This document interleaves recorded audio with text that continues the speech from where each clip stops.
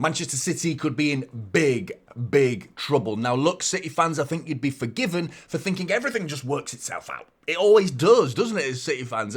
Every season for the last 4 seasons, we've been the ones that have been laughing at the end of it. Certainly with Pep Guardiola at the helm, it's felt that way, that everything just has a way of working itself out. I have a bad feeling about this season, and it's starting to get me very worried considering the situation we are in right now. And I think the same City fans that are looking at this optimistically, and I'm trying to be one of them, I think you'd be forgiven as well for looking at the fixture list and seeing that 4 out of the next 5 opposition we face are in the bottom half of the Premier League. Crystal Palace are one of them. Crystal Palace, but I would argue they are one of the sides that you just absolutely do not want to be facing right now. Certainly as a Manchester City fan, because they definitely have our number. For one, we always struggle against Crystal Palace, and 2, they seem to be on an absolute vein of form right now that is the envy of the Premier League. Only Liverpool have got more Premier League points in the most recent 10 Premier League fixtures than Crystal Palace. Only Liverpool.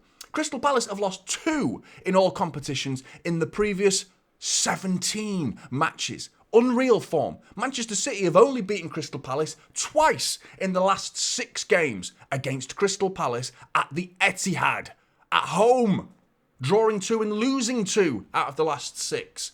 Terrifying. Manchester City, of course, we're thinking, lunchtime kickoffs, maybe that favours us. No, because we haven't won in our last 3 lunchtime kickoffs. You want to talk about protecting what we've got, get some clean sheets under our belt? 4 clean sheets in the previous 15 matches at the Etihad Stadium. It's been a dire season to be a Manchester City fan, and like I said, even though we're facing Crystal Palace, who are sat in 11th, I would argue this is a nightmare situation to be going in, and like I said, I don't mean to exaggerate the situation, but we are in big trouble this season. And I asked the question again. They asked the question last week rather, where I spoke about what would you choose as a City fan? What would you prefer? One or the other. You could have an FA Cup or a Champions League. You can't have both. And I like to think we can actually get both this season in terms of Champions League spots, getting into the top 5 or winning an FA Cup. As a City fan, you can only pick one. A lot of people went for the FA Cup just for that silverware, just for that something to hang your hat on at the end of the season and go, we won that this season. It would be a fantastic achievement to win the FA Cup. But I'm looking at next season, the long term, the fact that we're getting all giddy now, talking about Florian Wirtz this, Florian Wirtz that. He ain't coming anywhere near this football club if we haven't got Champions League football. When's the last time you saw a Premier League side win a Premier League title while playing Europa League football? You've never seen it, because it doesn't happen. No sides play Thursday and Sunday and win Premier League titles. So you want to win the league next year? We cannot afford to be getting into Europa League football. We cannot literally afford to do it because we need the money to be paying Florian Wirtz. We also need the attraction of Champions League football to lure the likes of Florian Wirtz to this football club. So you have to be realistic about it. As much as an FA Cup would be fantastic for the club, it would be brilliant. Long term, if we don't get Champions League this season, the football that we play next season is going to be a level below what we expect. And we're going to have to lower our standards next season, because I just can't see us winning a Premier League title next year if we have to play Thursdays and Sundays because of Europa League. It's worrying. It really is, as a Manchester City fan. Looking at the form as well right now, in terms of the Premier League table, let's look at that first. Premier League table. The sides around us, scaring the living daylights out of me. Newcastle. 1 game in hand on everybody around them. So I really would argue that the 2 sides we should probably focus on more are Chelsea and Villa. Villa breathing down our necks on 1 point behind us with 0 goal difference. But City comfortably ahead on goal difference, which might be our saving grace, but only to stay ahead of Villa, which is no good to us right now because we need to get into that 5th spot where Newcastle currently are. 1 point ahead of us with a game in hand, and Chelsea, of course, 1 point ahead of us on the same games. So you're thinking, right, well, who are they playing this weekend? This will make it even more worrying. Chelsea at home to Ipswich. Ipswich, who have packed their bags, checked out, mentally kaput for the season. They have completely checked out. Chelsea, even though they're resting players and thinking about winning a European trophy this season, I still think pretty confidently that Chelsea will probably beat Ipswich. Villa, who've they got? Oh, Southampton, who have mentally checked out as well. Albeit Southampton got a draw against a Crystal Palace side that are in form right now. And it was a late equaliser rather from Palace that snatched a point from them. But I would still argue Southampton versus Villa. You're fully expecting Villa to go there and win. They might be feeling sorry for themselves following the Champions League result against PSG. clutching at straws a little bit. And then, of course, Newcastle face United, and it's the fact that it's at home. United, who are just incredibly unpredictable at the minute. You just have no idea what United side are going to turn up. Whereas Newcastle, very consistent. They've got the wind behind their sails right now. They're absolutely sailing in the right direction following their League Cup win. You're expecting Newcastle to beat United. So I would expect the three sides around us to get all three Premier League points. Whereas Manchester City face this Crystal Palace side, we have got to turn up. This is going to be a massive game in our season. It's so important. We cannot fall out of these top 5 spots going into next season. Let's have a look at the form. City's form, 3 wins in the previous 6. Makes for very bang average reading. 2 draws either side of our 2 wins there with Bournemouth and Leicester. And that Bournemouth win, looking at how Bournemouth have been playing before the City victory against Bournemouth in the FA Cup, and Bournemouth since that game as well, doesn't look as good as it did on paper. Because Bournemouth at the start of the season, yeah, fantastic, absolutely brilliant. But recently, Bournemouth have been crap and have been falling down that league table. And I think we caught them on a good day. And right now we are about to face Crystal Palace, who we are absolutely catching on a good day. And look at this, their recent form. The only draw in that, the only non-win in the most recent 6 games was against Southampton. So plenty of green there for Crystal Palace. Like I said, this is a worrying time for being a Manchester City fan. But there is some saving grace. There's some hope for City fans. One, I think you need to be realistic about the fact that this side, we are good ourselves. Let's not forget how fucking good we can be. Albeit this season, it's been few and far between. We have not seen it anywhere near enough. We know we're capable. On our day, we can turn up and whip any side we play against. Any side. We can beat them. Just been so infrequent, unfortunately, as a City fan this season. The other saving grace for me is the fact that Crystal Palace, are missing probably the whole of their back 3. Their back 3 it's been ripped apart through injury and suspension, as you can see. Czech Decore is out with a knee surgery that was back in January. Lacroix is facing a potential spell away from this game at least because of the concussion protocol after he was taken off against Brighton due to concussion. I believe the Premier League concussion protocol is 6 days. Now, this is a weird one because we play at lunchtime. Now, they played Brighton 7 days ago, technically, when we play the game, but I think 7 days have to have passed for Lacroix to play in this game, who has been their main central centre-back for the majority of this season. But according to the concussion protocol, 6 days need to have passed in that time because it's a lunchtime kickoff and they played at 3 o'clock the previous Saturday. And this time it's Saturday lunchtime. The full 7 days or 6 days will not have passed. I believe he's out for this game, but it's close. So I'm not actually sure. It's not quite clear on what the actual concussion protocol actually is for Crystal Palace. So I think that's an interesting one.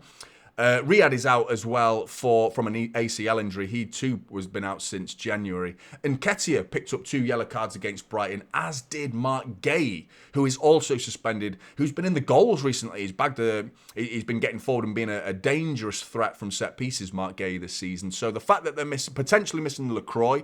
Chris Richards is also out, who Oliver Glasner said, unfortunately, he was very close to training with us today. He was outside on the pitch, but he's not 100%. Sounds like he's also going to be out for the City game. The big American Chris Richards, who is a very good player alongside Mark Gay and Lacroix. So their 3 centre-backs could be missing. In terms of City and who City are missing, the usual candidates, just good to see no one else being added to that list, to be honest, because I just wouldn't be surprised if, like, breaking news! Ruben Diaz shits out his guts through food poisoning and will be missing the game against Crystal Palace. Or breaking news! Josko Gvardiol slips in the shower. He's out for 3 weeks. Fucking, it would sum up our season. It really would. Rodri, Akanji, Ake. I'm not okay though, but Ake, he's not okay either. John Stones, Erling Haaland, he's out. Devastating. Devastating it is to be a Manchester City fan right now. Let's have a look at the predicted starting 11. Starting with Palace. Henderson in goal for the Eagles. I think at the back, as a makeshift backline, you could see Joel Ward. I think we'll see Nathaniel Klein, though, along in the middle, where you could see Jefferson Lerma, who is predominantly a midfielder, in all honesty. He could be playing at the centre-back.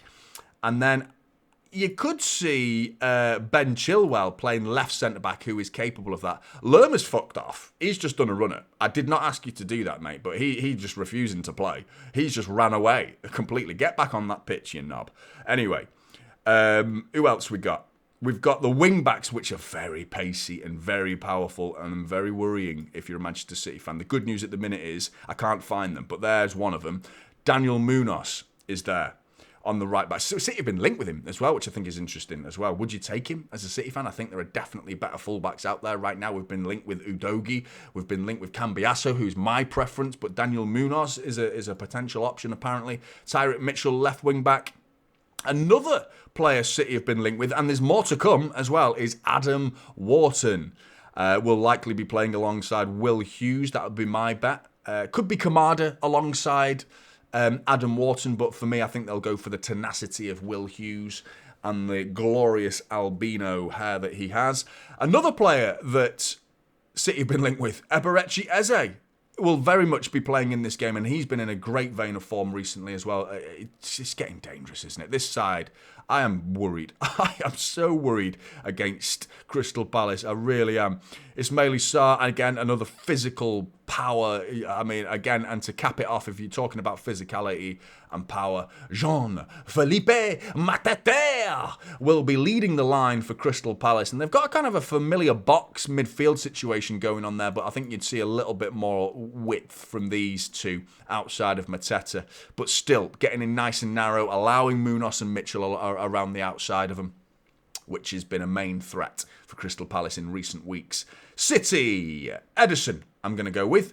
Ruben Diaz and Josko, I think, will be the back two. I know a lot of people want to see Kusanov. I wouldn't have a problem with it. I just think the experience of those two at the back, I thought they were actually probably our two best players in the Manchester derby. Or two of our best players in that derby, even though no one really played well at all. But I thought they were defensively sound, those two. We kept a clean sheet. There was lots of crosses coming into the box, and I thought those two were solid. And I think those two should play again for me.